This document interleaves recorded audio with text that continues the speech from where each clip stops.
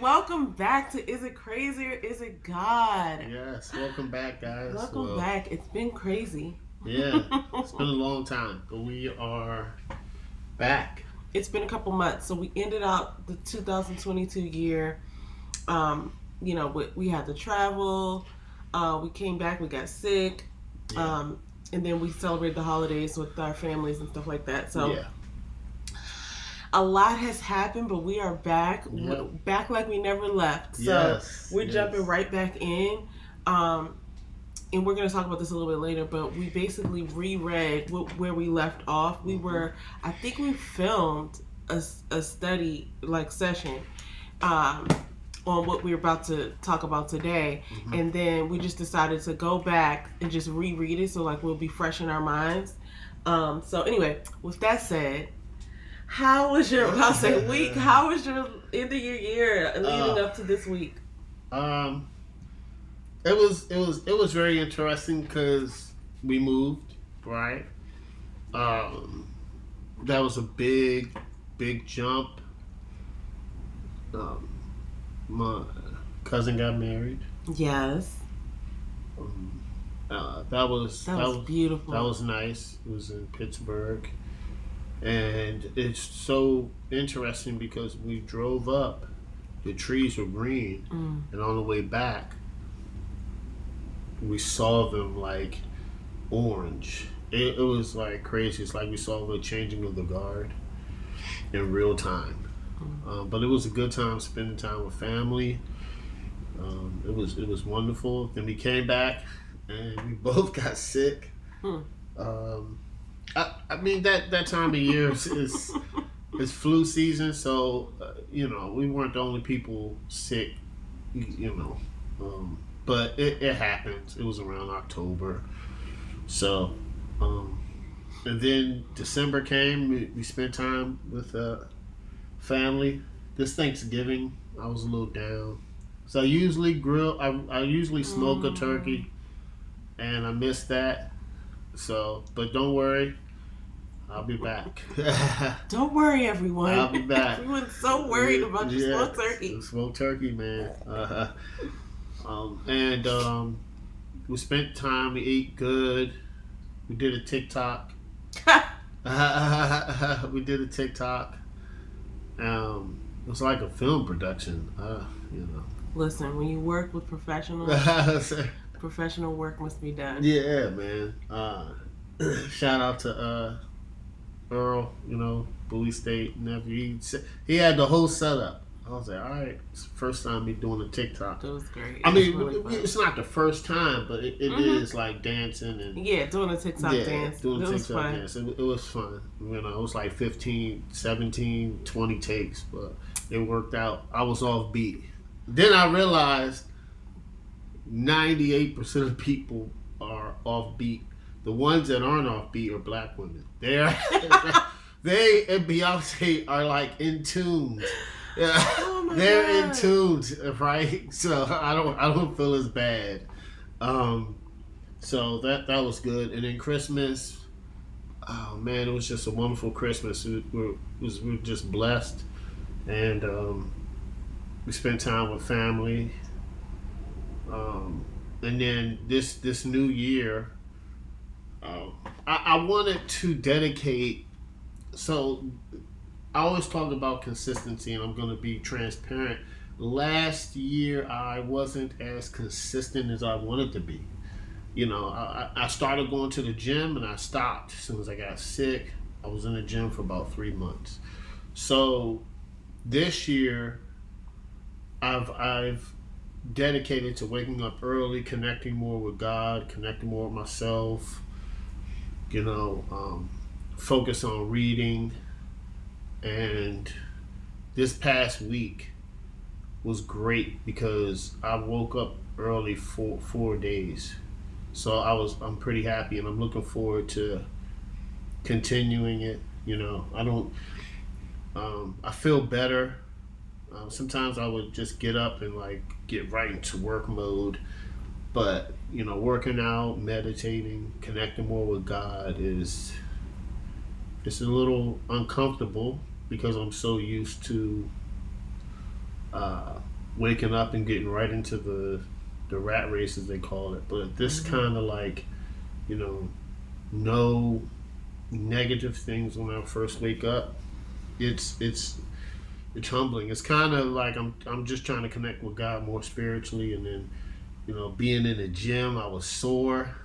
It felt good, but it didn't. But I was sore as a mug. So I'm looking forward to it. You know, just building upon that, and, you know, going from 4 to 5 days, 5 to 6 days a week of me, you know, staying on schedule. So that's how my time went. It was I really enjoyed it, actually. And this week I kind of, which is it's an interesting week, but it was good that we read the Bible in the morning time. We stuck to it. So I'm just keep looking for the consistency. That's it. I love it. Well, I'm so glad. Now, it's so funny. I just realizing while you were talking, we talk a lot about like waking up early, and it's funny because it directly correlates with how my week goes. Right? It's like if you ask me about my week, the times it's so parallel. It's like if I woke up, you know, just around 7 and kind of like tottered around, got ready for work, right? Like my week, if that's how my week went, if I woke up like after 7, then it wasn't that great of a week. Like I just didn't get a lot done, and my days were probably more like, don't say tumultuous, but like they were probably more challenging because I didn't have that time in the morning. It's something about getting up in the morning, right, around like at least by 5:30, and having that time where nobody's looking for you, nobody needs anything from you, and you get the time to just kind of like have your thoughts, you know, just drink some water.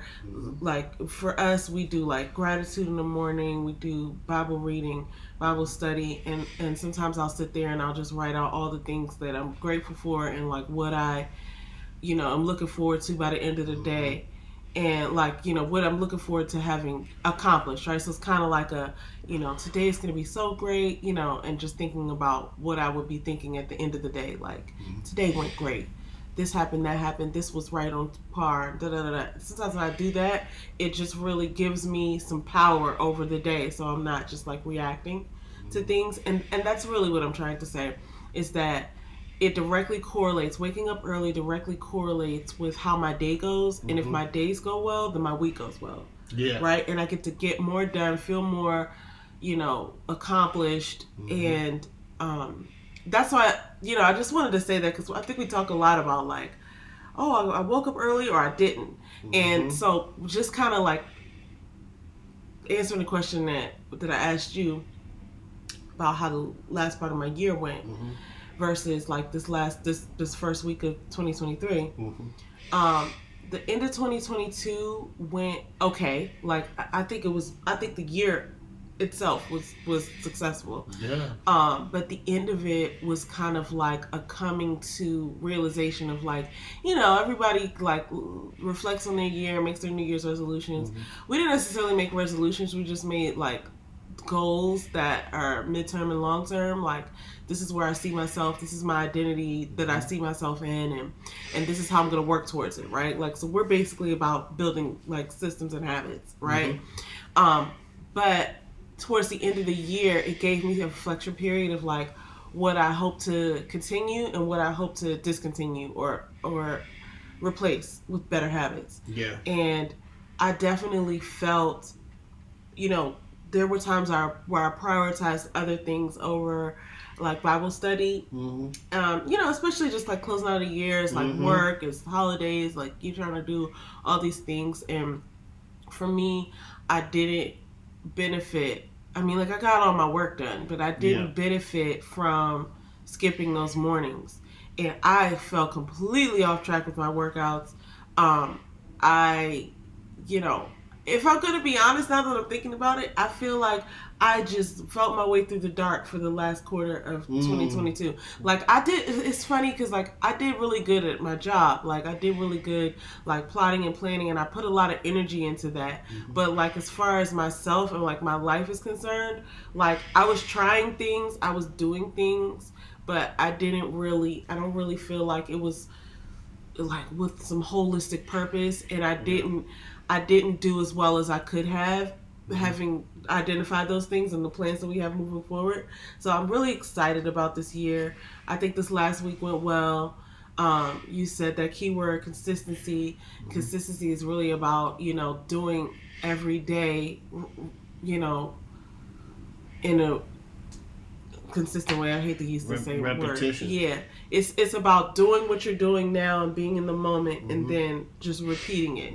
So I, all in all, the end of my year was not as great as the beginning of this year is about to be, but I saw what happens when you don't pour into yourself in the mornings. I saw what happens when you don't prioritize Bible study. Like I'll do my memory verses and I'll do my own little self-study, but I wasn't like reading like in context. I was just like looking for certain things, right? And I found those things and they were useful, but it's something about just like sitting down and not having any interruption. I mean, like this is the time for us to read. So I really have enjoyed that, and I forgot how good it feels. Yeah, man. It's nothing like waking up early when it's dark. It's nothing like it, man. It is. It's so funny too because it says in the Bible, God says, "Bring your request to me in the morning." I'm gonna try to find what verse that is, but it's in the Bible. Bring your request to me in the morning, and then there's a couple of times that I remember where like Moses and others like went to like, and I think Jesus had a point too. It was like they left camp in the morning or whatever, wherever the people were, and they went like maybe to the water or on a mountaintop to pray. And it's in the morning, like it says that. And I wonder what that's about. Is it the hope for the day? Is it the quiet time that there's not a lot of activity? Like I don't know what the significance of it is, but I definitely maybe it's the first, you look for him the first thing. Maybe. Bring your request in the morning. Okay, so anyway. So guys, this week, like I said, we reread what we ended off on, and you'll have to just bear with us because I do believe that we recorded this episode like this with this reading, and so I can't remember if what we said anything about it, but we're just probably going to repeat some things because it hit me one way then, but this time we were reading it, I definitely got more out of it. So, and the way this is chopped up is like, for the most part, as we're reading through this, and we're using the teachsundayschool.com daily Bible reading plan, as we read through it, it's most of the time it's by book in order. So it's like we came off of reading 1 Samuel 9 through 12, then 1 Samuel 13 through 14, then 15 through 17. You see, like it's just like continuing. But this time when we read, it has us reading Psalms, jumping around to different Psalms, and then it has us go back and read 1 Samuel 25 through 27, and then we're jumping back to different Psalms. So it's a little difficult to keep up with this, but I will definitely list in the description box all of the different like books we were reading. It's not like read Psalms 1 through 7, now read 8 through 15. You know what I'm saying? It's not like that. It's like, I'll just say the first one is we read Psalms 7, 27, 31, 34, and 52. Like we read them like that. We didn't like read them, you know what I mean? Like we read them, So for that reason, I just want to say it'll be in the description box. But first of all, about Psalms overall. Right? What are your takeaways? I mean, like, we haven't read the entire Psalms, but from what the studies that we've done, what are your thoughts? Well, with the studies that we've done, we found out that Psalms are prayers to God. Like it kind of teaches you how to pray and what to pray for. And the Psalms that we've already started reading, what stands out to me is this is the part that David was fleeing from Saul. Yeah. And he was praying to God in the midst of all this turmoil he's going through in life. He was still praying to God. He's in the cave. He's in the forest. Yeah. And Saul is trying to kill him, and he's still praying to God. Some of the verses are talking about, for instance, number 7 is, I take refuge, deliver me from my pursuers. Mm-hmm. He's talking about having faithfulness in God and believing that God, taking away his fear and believing that God can save him. He's not worried about what's going on. He's let me say this. He knows what's going on around him, but he's praying to God to assist him with it. So he's not really worrying what's going on. He is aware, but not worried. I don't know. I kind of get that, but I only disagree slightly. But it's okay to disagree. We all gonna get what we get out of it. Mm-hmm. I think he was worried at a certain points, and he was but he never lost his faith, right? He never said, "God, why are you doing this to me?" He was like, I think at certain points he thought like, I could die. Like, what if they catch me, right? Like, because like James said, this is like in First Samuel, there's all these things that are happening to him, and Saul is kind of like hating on him, and he's got his armies like looking for him, and they're trying to hating for no reason, and they're trying to off the guy, right? And so, but David, this is funny. David is a musician and a poet, and he does other things too. Psalms is almost like David didn't write all of the Psalms. He wrote a lot of them. Yeah.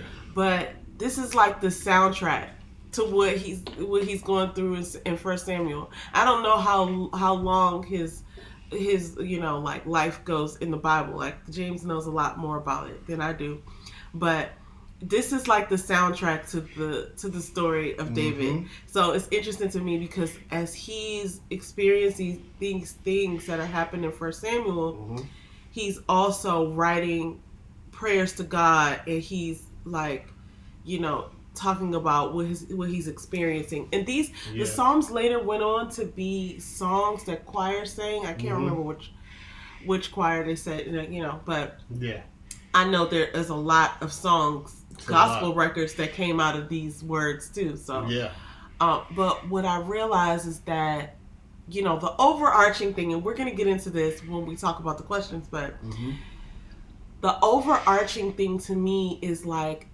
suffering is not new, right? Like, everybody suffers, and like, this is probably the most dire circumstance. Somebody's looking to kill you, right? And you didn't even do anything. It's not even like you feel like, like you did something and now somebody's coming to make the score even.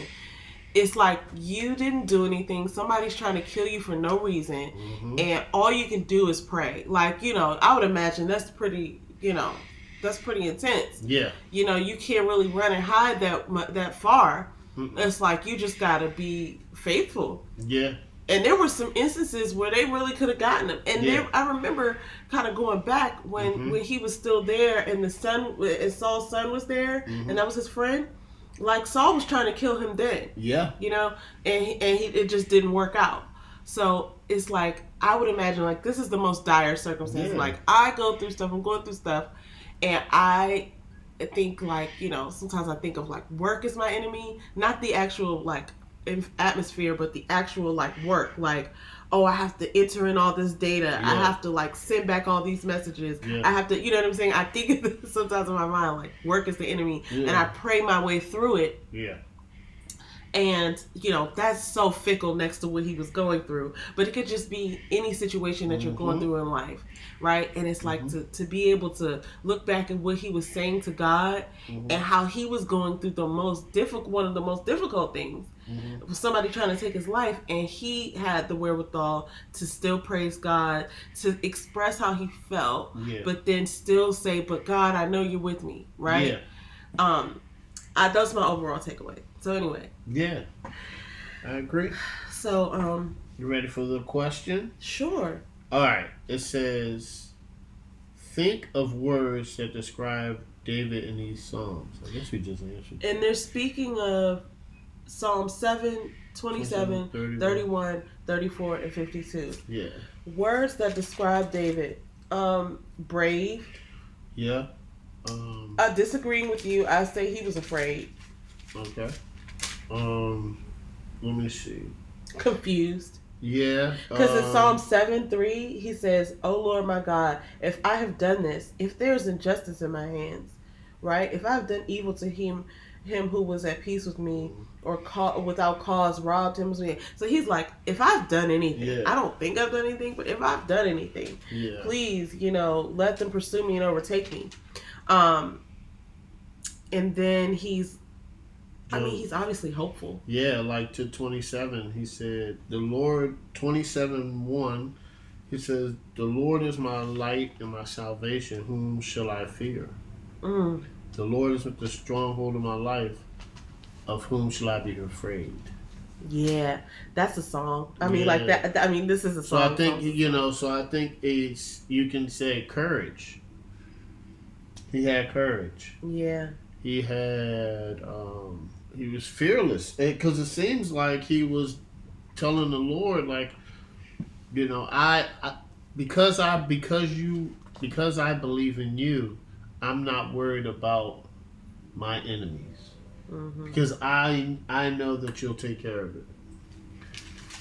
I would also say he was well versed, because in Psalm 27:8, he called on the word of God. This is another thing that I think is interesting, because as I read the Bible more, and I have more study time, and I have more understanding of like what God does and what he's done in the past, right? And like God is the same now as he is then and forever, right? Now that I have that understanding, it's like easier for me to believe that everything's going to be okay. Whereas, let's say 10, 15 years ago, not like I was running the streets, but before I was really like serious about studying the Bible, like I would just go through things, still believing in God, but not being able to like call on the word of God. So it's just like you're just making it up, right? And you're just like, God, please help me with this. And you really don't have any like proof in your mind that it's going to work out, other than, knowing that God is going to help his people. But it's like, when David in 27:8 says he calls on the word of God, he's like, when you said seek my face in prayer, require my presence, like he's saying what God has said. And that right there is like proof. It's like insurance. It's like when you go up to the counter with your paperwork in your hand and you're like, listen, I'm coming to redeem my, to say like my prize or whatever. So it's like, it's so much easier when you have the word of God to be able to be prayerful and faithful. Because it's like, you're praying your prayer, but then you also are using evidence. So to hone in on that point, I think it is, a different thing of when you, and I hear pastors say this, and I used to be this person. I'm not saying that I'm perfect. I'm far from it. I'll tell you that right now. That's why I try not to judge people, because you never know what they've been through or where they're going. So, but when he calls on the word of God, so it's kind of like a difference of, we used to be there, right? Where you just go to church on Sunday, you read what the pastor gave you, and you're going through hardships in life, and you're praying to God, but you're not reading the Bible every day. So you're for yourself regularly. For yourself regularly, right? Because when you start reading the Bible, you start knowing how to pray, because it's teaching you. And then you could drop receipts like, Lord, you said I can call on you on any time, and I'm not to be fearful of my enemies because of this. And when you're not in the Bible, you're not reading, then I don't want to say you don't take it seriously, but I mean, you're missing out. You're missing out. Yeah, it's kind of like with anything, right? You want to be a good entrepreneur, you read books, right? If you want to be a good person, I think you read what your religion is in. You know, I'm not.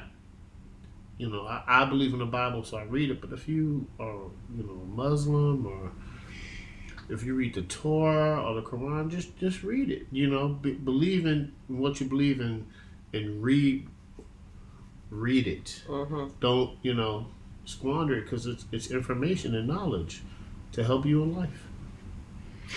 And just kind of as a continuance of that, it's interesting because when you were giving the examples about like how we used to go to church and just not read the Bible, like that's so easy to do. Yeah. And then but it's also easy to read the Bible too, right? Yeah. But it's like when you have a trainer. Like you have a trainer and you go to the trainer and you're like, yeah man, I'm working out hard today because I want to see these results. And the trainer's like, cool, we're going to do these reps and these sets. And you work out with the trainer and you go eat a cheeseburger and cookies. And you don't do your cardio on the days that you don't meet with your trainer. It's going to come out later that, you're not getting results.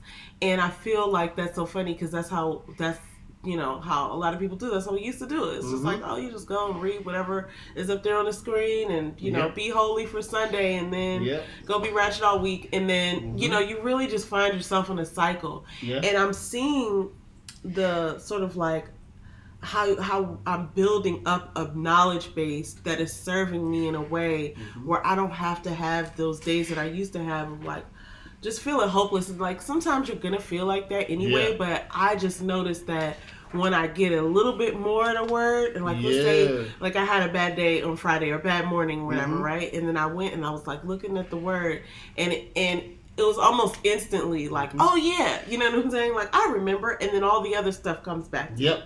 But if you don't have the baseline, it's like hard, and you're just out here by yourself. It's hard, man. You know what I'm saying? And God is still with you, but you just don't have the faith. Like I think reading is helping me to strengthen my faith. Yeah. But anyway, okay.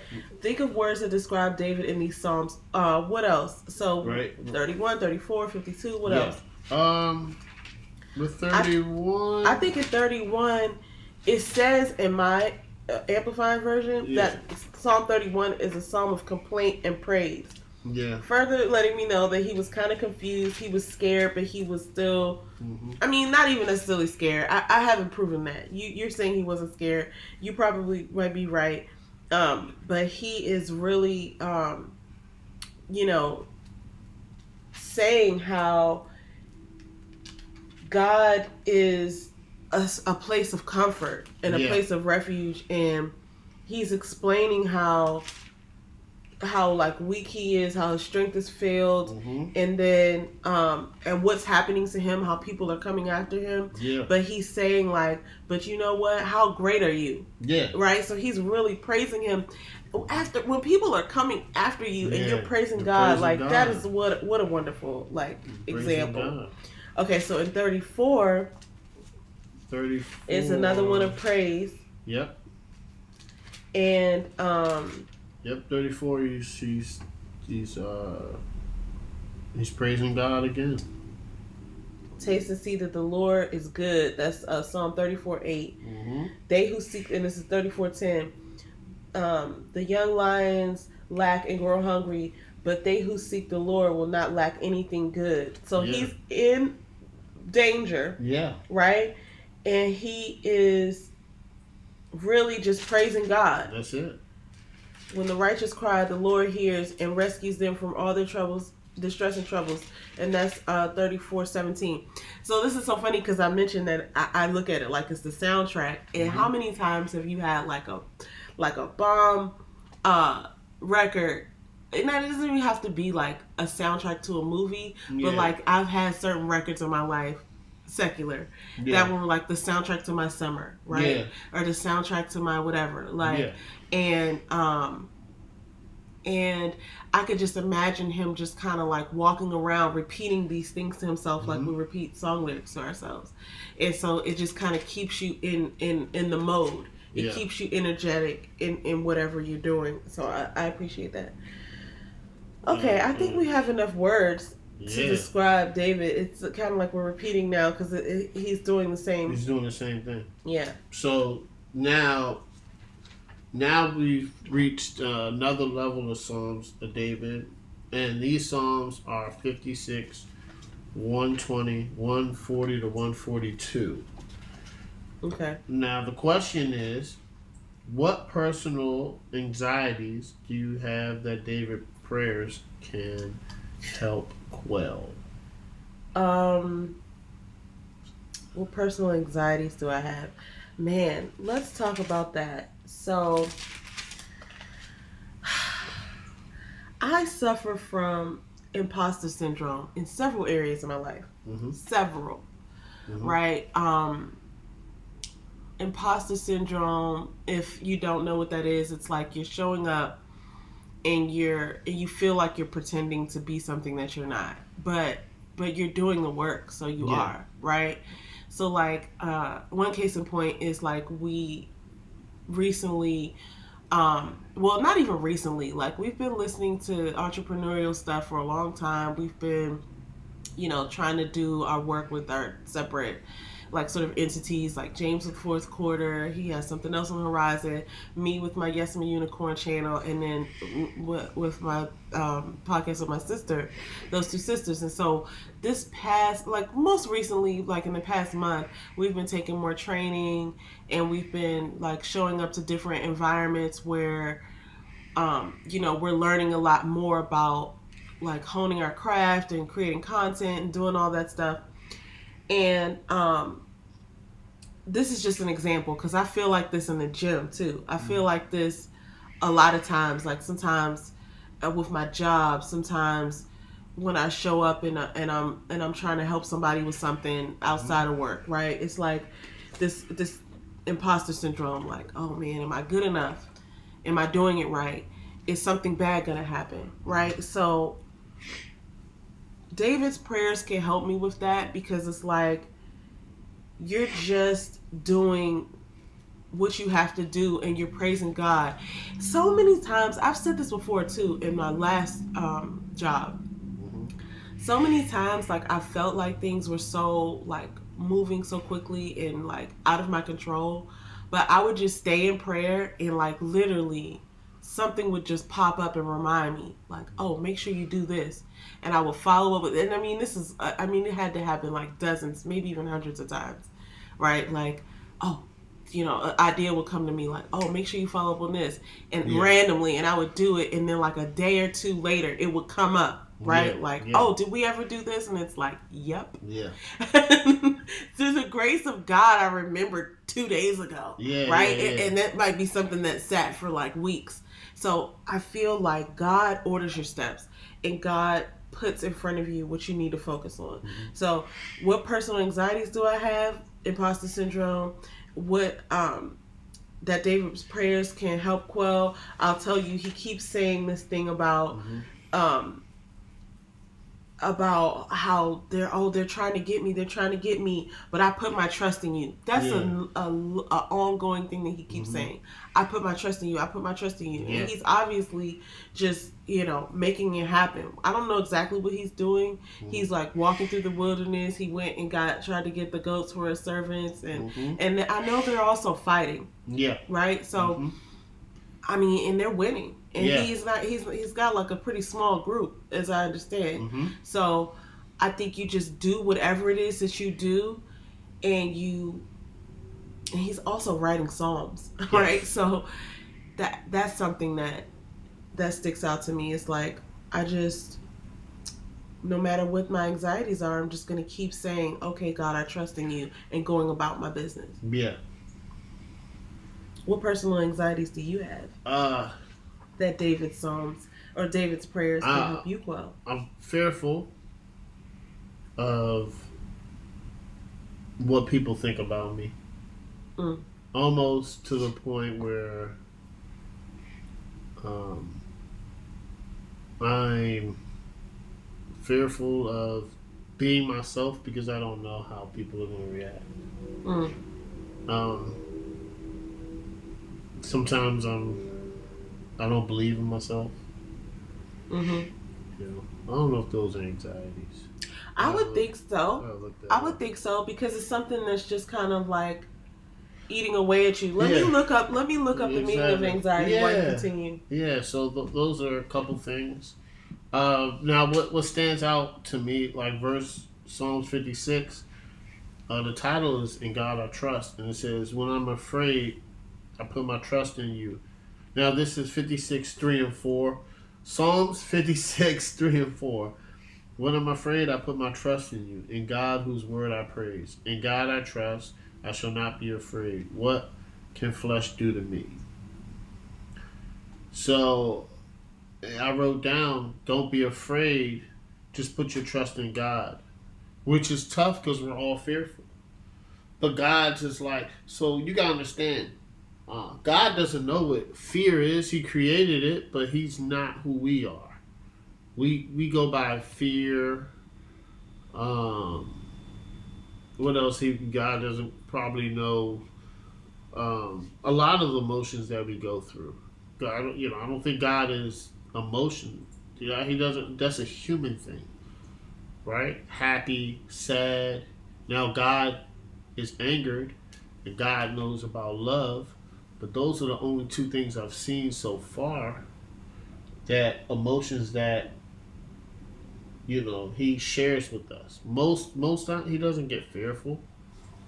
I don't want to say he's like this is all made up, but he's like this world is. Yeah, a lot of times. I created this, and this isn't the end. Do you think this is the end? It's not. Mm-hmm. You're gonna be a different being somewhere else. Mm. You're not even. This is just you're gonna be like that.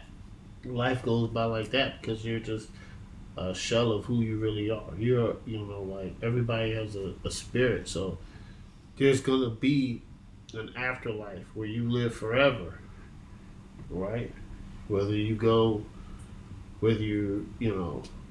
here, you go down there, you go up there, but this isn't the final place, and we think it is, but God's like no, because we're small minded. But what's the definition of anxiety? So I got a few here. So you got apprehensive uneasiness or nervousness, usually over an impending or anticipated ill. Mentally distressing concern or interest. Mm-hmm. A strong desire, sometimes mixed with doubt, fear, or uneasiness. There was one that I really liked. Those were from Merriam-Webster. Mm-hmm. There was one back here that, when you just Google a thing, and I guess it says Oxford Languages. I don't know which dictionary it's from, but it says a feeling of worry, nervousness, or unease, typically about an imminent event or something with an uncertain outcome. Mm-hmm. I like that one. Here's why. Mm-hmm. Because obviously all outcomes are uncertain. Even if we think they are certain, they're not, right? Like all outcomes are uncertain. And one of my favorite quotes is, when nothing's sure, everything's possible, right? Because it's just like, okay, well, this hasn't occurred yet. Mm-hmm. So anxiety is telling you that it's going to end badly. Yeah. Right? But really, you don't know yet. Nope. And depending on what you do between now and then and how much you pray, and really, God already knows what's going to happen. Yeah. So I, there is a verse that I was just looking up for my memory verses is, I want to say is 2 Timothy 1:7. God didn't give us a spirit of fear. I think that's what it is. Mm-hmm. He gave us the power, love, and a sound mind. Yep. Right? Now, there's different versions, because that's what I do with my memory verse. I look up a whole bunch of different versions so I can really get a good understanding of it. Mm-hmm. And I don't think that God gave us the spirit of fear. However, here's another thing that I want to just be, playing both sides of. It's like, God, we should be fearful in God because God has control over everything. Yep. So if God has control over everything and I'm worried about XYZ or ABC and God actually has control over that, I should really just put all my focus and attention on the one who controls it all. Yep. And then he's going to figure out ABC and XYZ. And I don't have to do all of that. Yeah. All I have to do is just pray to God, be silent, try to hear back, see what he wants me to do, and go about my business and do it. And he's going to make sure. And like, whatever ends up happening is what happens anyway. Like, I actually don't have so much control over the outcome. I can do what I can do, but I really just need to stay focused on doing that and praying. Yeah. So that requires trust. It does, which is so hard because it's one of those words that's just like fluffy or something, right? Like how can you really define what trust is? Like, because part of me feels like this. I do trust God, right? Like, part of me feels like, obviously, it's a logical thing, right? It's logical. Yeah. Of course I'm going to trust God. It's like, if you ask me, do I trust God? Sure. Absolutely. He's trustworthy, right? But then when it gets down to it, and I'm just, like, biting my nails, worried, that's not trusting God. No. But, like, what is the sort of, like, meat and potatoes of trust, right? Is it trying to be calm? No. Like, what is it? If I say I trust God, but then I turn around and I'm just worried about everything anyway. Yeah, I think it's letting go of the control. Realizing you don't control it. You can only control certain things, right? You control when you wake up, but you can't control the things that's happening around you. I think trust is giving up some control to God. Giving up control. That's probably the hardest thing. Surrender. That's hard. I'm not going to lie. I'm going to probably be working on that for the rest of my life. Yeah. Yeah, because it's hard. It's difficult. It's not like it's a one-time deal. Like, all right, send my trust payment in, wrap that on up. I'm okay. It's going to be situations like, oh man. But here's the thing: if we're doing what we were doing last week, and we continue to be transparent here, I think the more that we read the Bible and tap in, the more that we start giving up the control because we see it. We're reading it. We're trying to live by example. And I think that if we keep reading the Bible, you start giving up that control. But that only comes if you're in it. Yeah, I get that, and I'm feeling. But if you're not in it, you're gonna say it and then pull it back. Yeah. But if you keep reading, you're gonna start giving it away a little bit. But I think it takes a lot of time with God.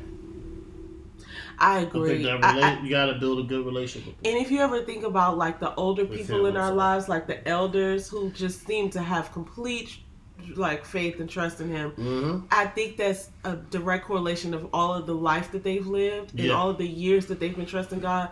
So they have like their pile of proof is bigger than mine. But it's like so funny because I think I was reading Hebrews 23:10. I think that's the one, and it's basically saying lean on God, right? I'm paraphrasing here, and it's like your trust, the hope that you say you have in him, like show it, right? Like, and trust him.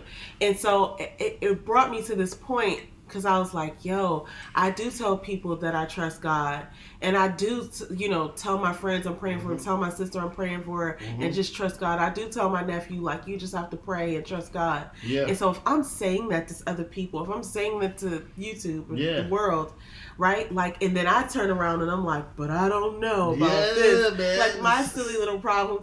Like, that makes me such the biggest hypocrite. Yeah. And I do know. And it made me think, like, back on all the times where I was praying so hard, God, please let this go right. Please let this go right. And it always has. Yeah. Right? It's just like the new problem that you have. Well, this one's different, but it's not. It's not. It's not different. It's not. That's your mind playing tricks on you. Yeah. All right. All right, let's keep it moving. So, right now, having a great time with you guys. Thanks for joining us. Okay. Let's see. So then we read 1 Samuel 25 through 27. Yep. And this is when David marries Abigail.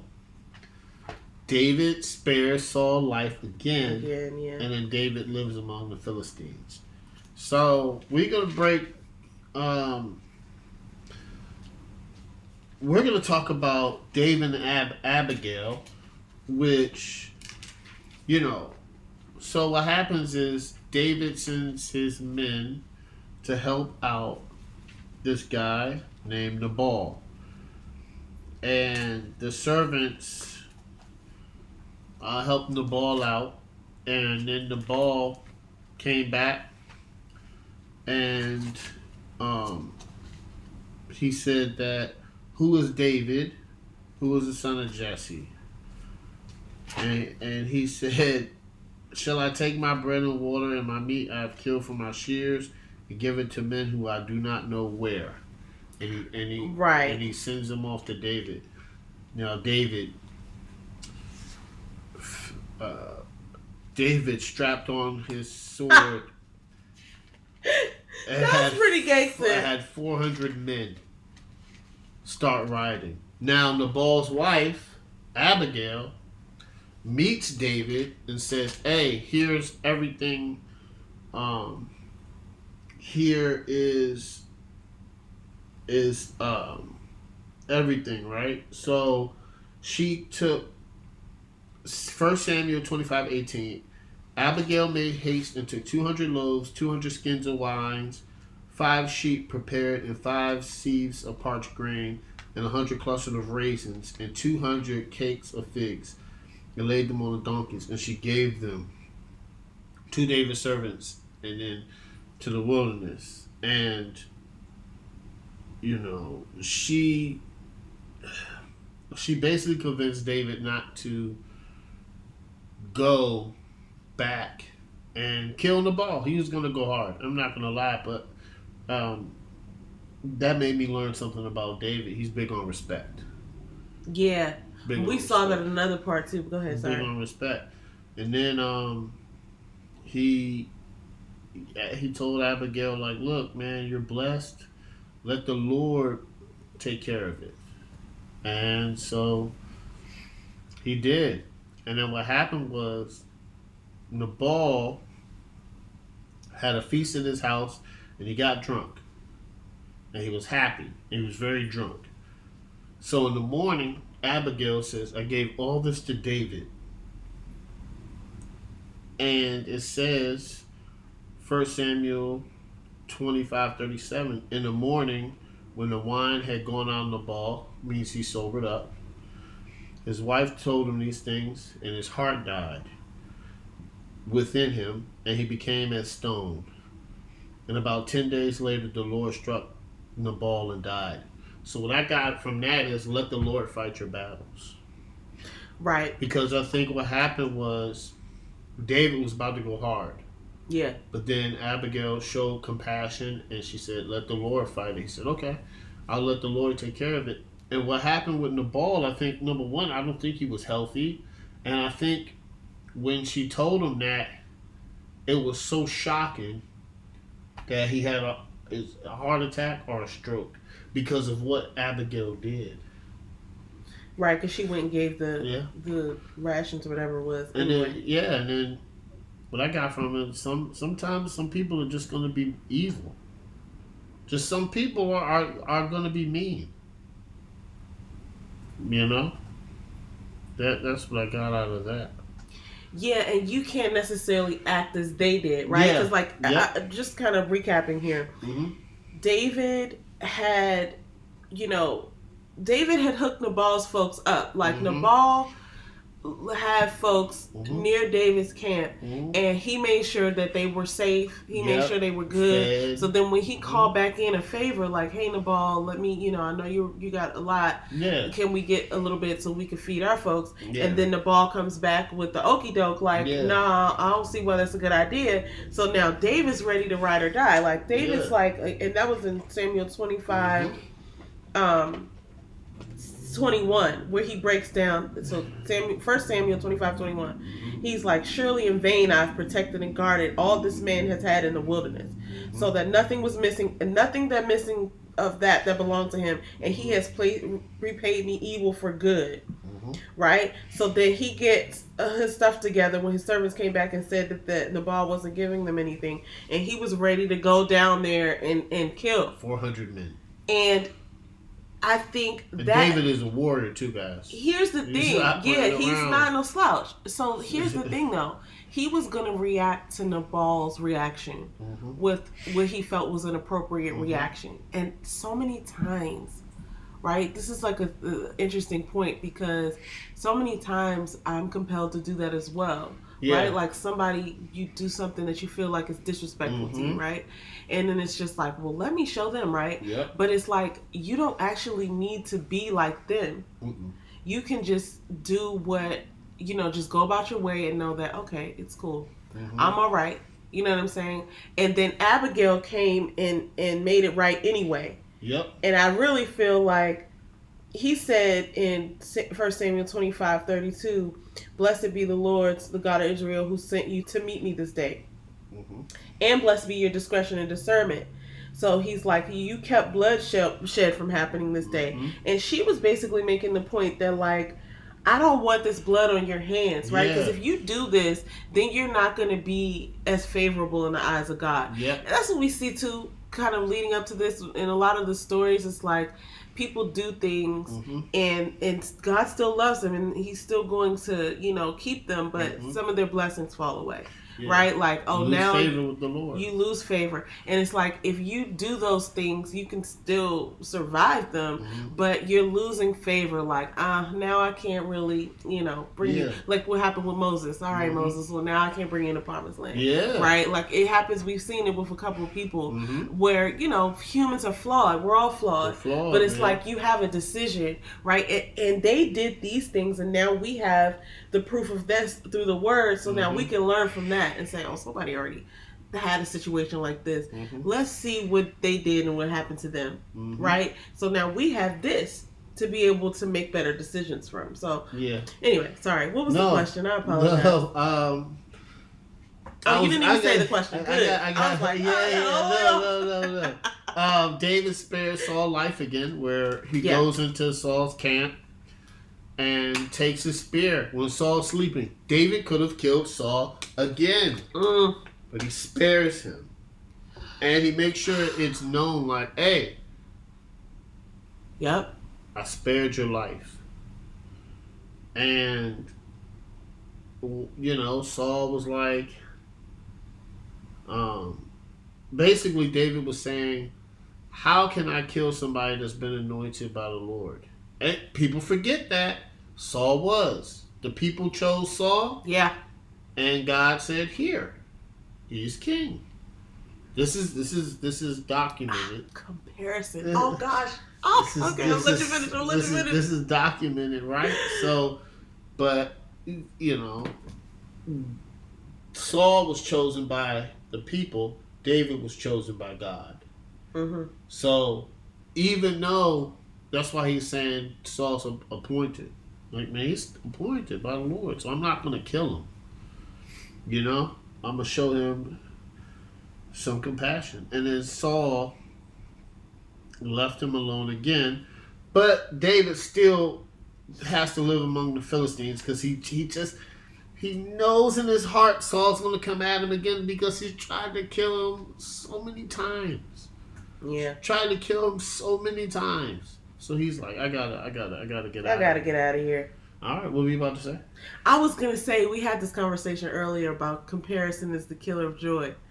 And it dawned on me just now that, like, I remember it must have been in Judges. I can't remember when they appointed Saul. And they were like, the people were like, we want a king like the other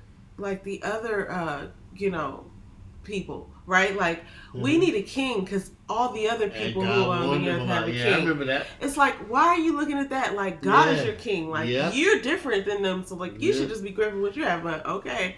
You know what I'm saying? God is going to follow the order that he puts out there. And he's given us a choice. So he's going to, let us do what we choose to do. And God, and Samuel told them, he said, if you do this, the king is going to take your rations. He's going to send y'all to war. And they were like, we don't care. I remember that. That's wild. So anyway. All right, here's the question. I have to look this up because David is gathering a depth of character.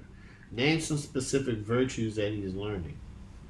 So I gotta look up so virtue. then what is virtue? Oh, excuse me. This is what I'm saying. I know they say, okay, I'm going to cheat here. Not cheat, but just go off of memory.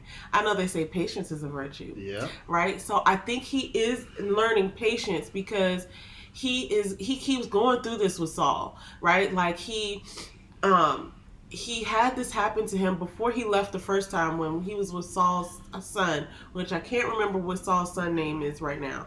But when he was hanging out with Saul's son, and Saul's son was like, "Yo, you need to go because they're trying to kill you," and he left the first Jonathan. Okay, thank you. When he left the first time, he's been through this before, and then Saul came into a cave, and David was in a cave, and while he was like relieving himself or whatever, David, did I say Dave? Oops. David was like, he could have killed him then. Now he's back out in the wilderness. He keeps fighting a good fight. He keeps, going through this. And I would say that he's learning patience because it's like, it still is not the case that they're not trying to kill him. And then he's also, I don't know if this is a virtue, but I think he's learning to call discernment because he's like, even though Saul is now saying here in 1 Samuel 26:21, it says, "Then Saul said, I have sinned. Return, my son David, for I will not harm you again because my life was precious in your sight this day." And after that, David's like, "Nah, I'm gonna be I'm gonna be on my way. Like, I can't trust you." Yeah. So if he's learning that discernment, I don't know if discernment is a virtue, but I know patience is a virtue, so I'm gonna cheat with that one. Now, what's the definition of virtue? Have you found it? Yeah. What is a virtue? It is the behavior showing high moral standards, like similar goodness, righteousness, morality, uprightness, integrity, dignity, rectitude, honesty, honor, probability, respectability, nobility, worthiness, worth, good, trustworthiness. Of course, we know patience, purity, merit, principles, ethics. What's the best definition? Conformity to a standard of right. This is saying, what is the Bible's definition of virtue? Virtue is viewed as an habitual capacity of a person to respond freely and consciously to situations in a manner that reflects and intensifies his conformity to Jesus Christ. Okay, that was a lot of words, but I did bring it back to the idea that, like, to be more like Jesus, right? Yeah. And to be having honor and integrity, like, all those things kind of go together. Yeah. And I remember a saying, I think my mother used to say this, like, everybody knows the difference between right and wrong. Even the people who are doing wrong, they know they're doing wrong. They're just like, I'm just going to go ahead and do wrong. Yeah. Right? So it's not that you don't know that you're doing wrong. And most people do know. Right, even if they lie about it, that the difference between right and wrong, and so virtue is doing what's right. Yeah, doing what's right and doing and trying to be more like Jesus. So, okay, what virtue do you think he showed when he didn't kill Nabal? I think he showed honor. Yeah. Because he gave Abigail thanks. Yeah. And he said, "Thank you for handling this for me. And I'm going to honor you and your efforts by turning away." Yeah. Right? And he, it wasn't like, here's another thing. It wasn't, and people misuse this all the time, like the eye for the eye thing. It's like he was going to go and kill when nobody had killed him. They just denied him stuff. And look, he, on the flip side of that, Nabal was not honoring their deal because David had explained how we just took care of all your folks. Nothing happened to none of your stuff and none of your people under my watch, on my watch. And now I'm turning around and I need a favor from you, and you're acting like, I didn't just help you. And so that dishonor, or he probably took it as dishonor, disrespect. Yeah. That dishonor was not met with more dishonor. Yeah. He instead honored Abigail's efforts and said, "Okay, right? Because I mean, I guess honor, or I guess the tit for tat would have been he just goes and takes the stuff anyway. Then that would have been theft. Yeah. Right, but that's not a virtue. Yeah. A virtue is what's honorable, as I understand it now. Yeah. So I think but sis, what is he learning? Yeah. What virtues is he learning? I think he learned honor because he was about to go hard. Yeah, he was. Right, and I think with Saul, right, I think what he learned when he didn't strike down Saul, I think because of what happened with Nabal, right? Mm-hmm. I think it was the integrity he learned. Because when I say integrity, right? So integrity is the quality of being honest and having strong moral principles and moral uprightness. The integrity of not killing Saul, knowing Saul wanted to kill him because the Lord appointed him. Yeah. I think that is a virtue that he learned by not killing Saul. Mm-hmm. Like, right, because I could have, but I'm going to have some integrity. Yeah. That's what I think. Yeah. I love that. Yeah. Okay. All right, so we got one more question. Yeah. So this is the Psalms of David again. And it's 17, 35, 54, and 63. And these are...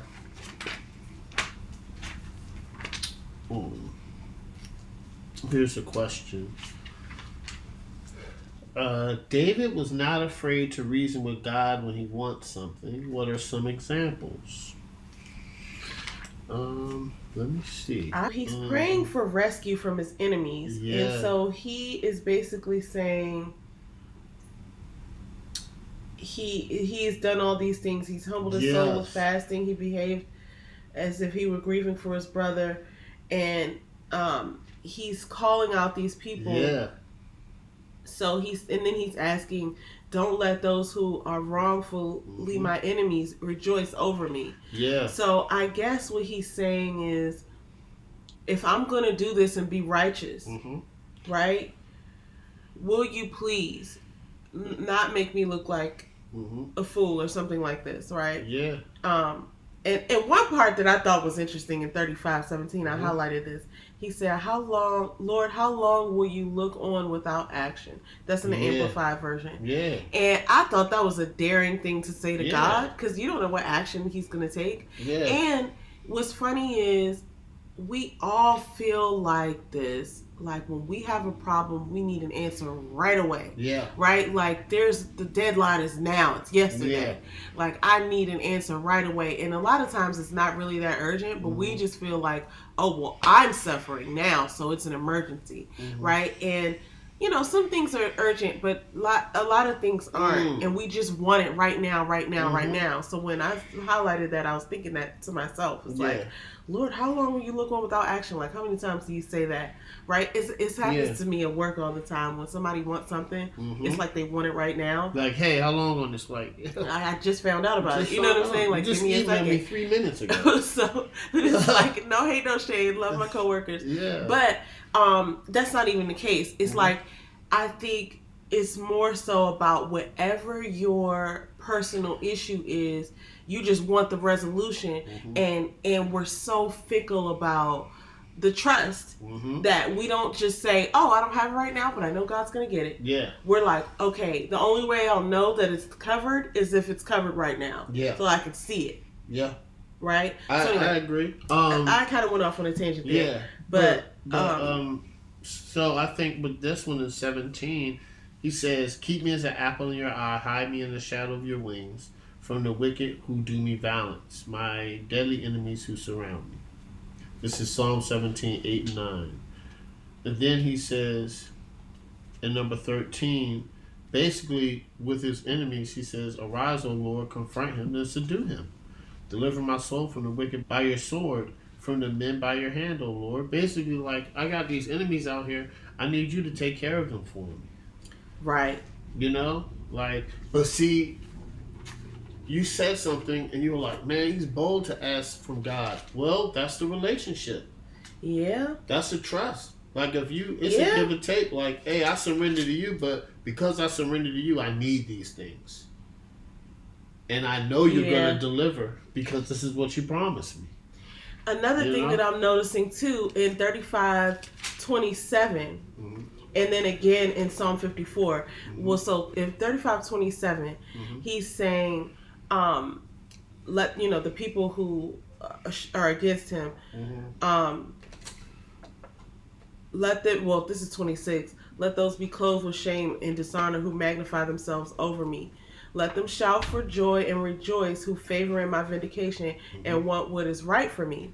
Right? So he's making a distinction from 26 to 27. The people who want good for me, let them have rejoicing. And the people who want bad for me, let them be dishonored. But in 27, he goes on to say, let them say continually, let the Lord be magnified who delights and takes pleasure in the prosperity of his servant.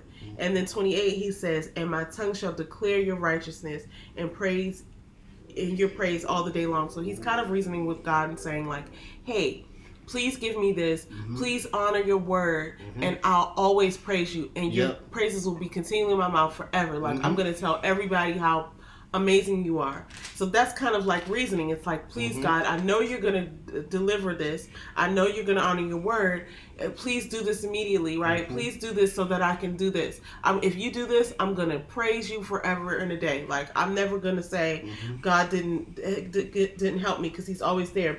In Psalm 54, he says, in Psalm 54:4, behold, God is my helper and ally. The Lord is the sustainer of my soul, my upholder.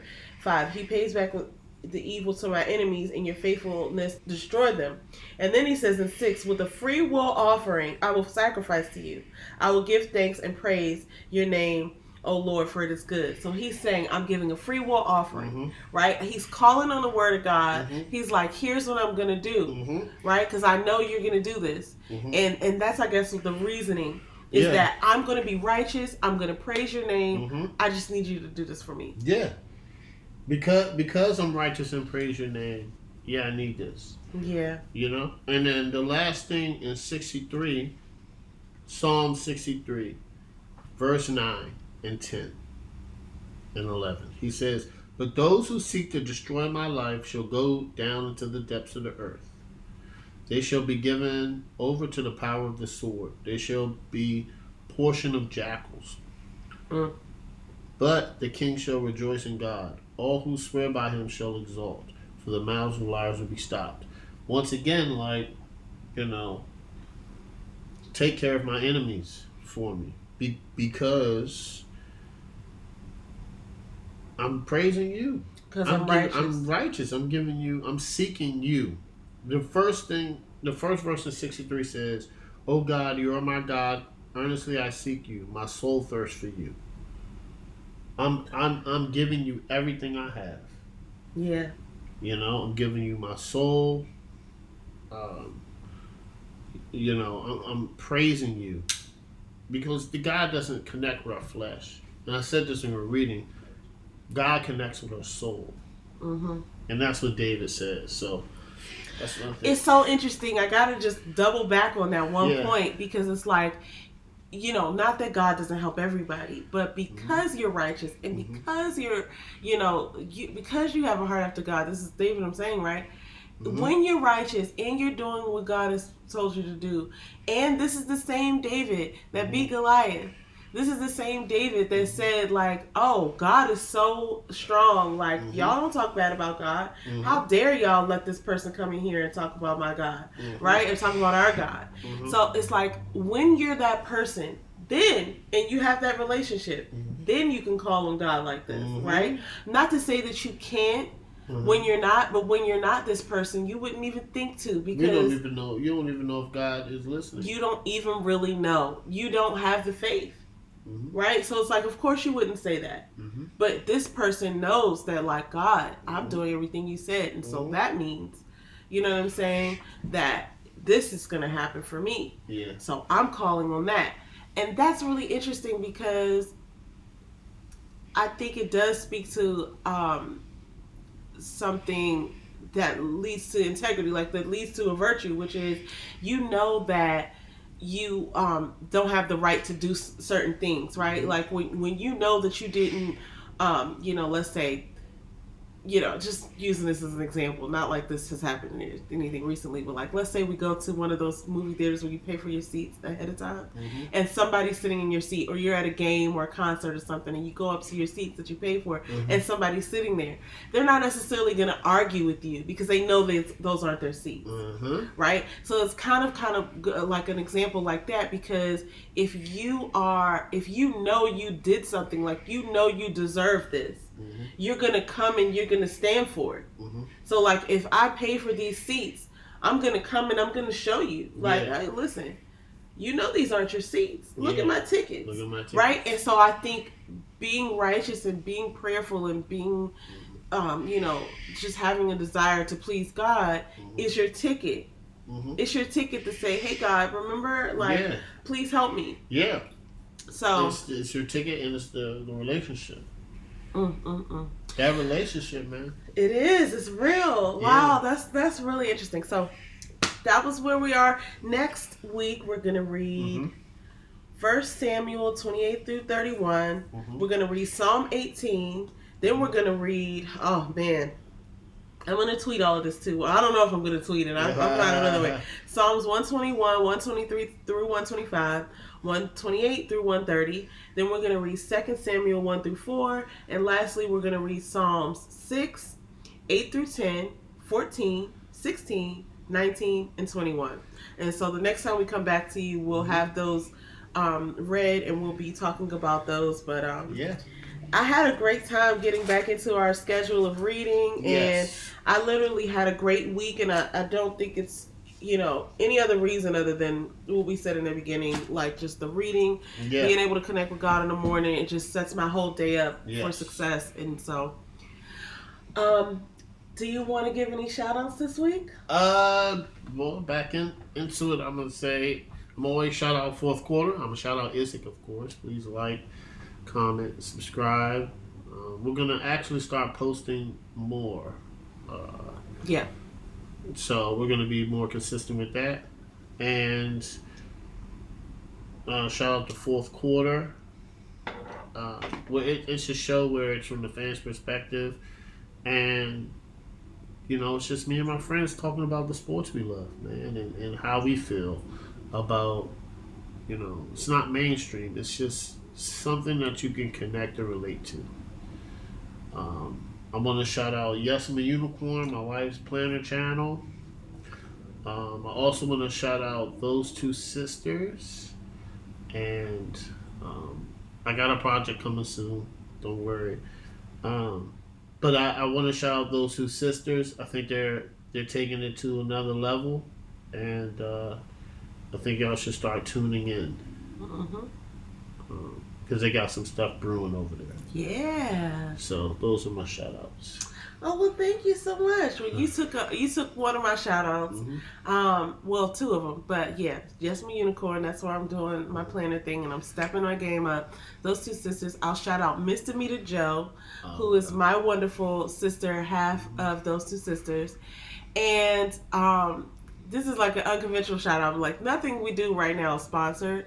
So just to let you know, but like, I just want to give a shout out to Tabitha Brown, just for always being like a shining light. She has some products that she just released with Ulta, and I think she has another line at Target that's like cookware. I just saw that today. Yeah, so I'm gonna have to head on over to Target, but I did get her daughter's recipe products from Ulta, and they are phenomenal. I got it's like sweet potato scented, but it smells like vanilla cookies to me. Anyway, I love the stuff. The shampoo is so great and creamy. I used it yesterday. I used the leave-in conditioner and the hair oil and the cream. So shout out to Tabitha Brown just for being a shining bright light. And she always just has something positive to put out there. And so I love me some Tabitha Brown, and I support everything she does. So I'm going to go out to Target and I'm going to see, what she has on that front. But that's my shout out. And obviously, we thank you very much for tuning in again. We have a lot coming for you this year, and we're just grateful that you're joining us. Y'all have a good week.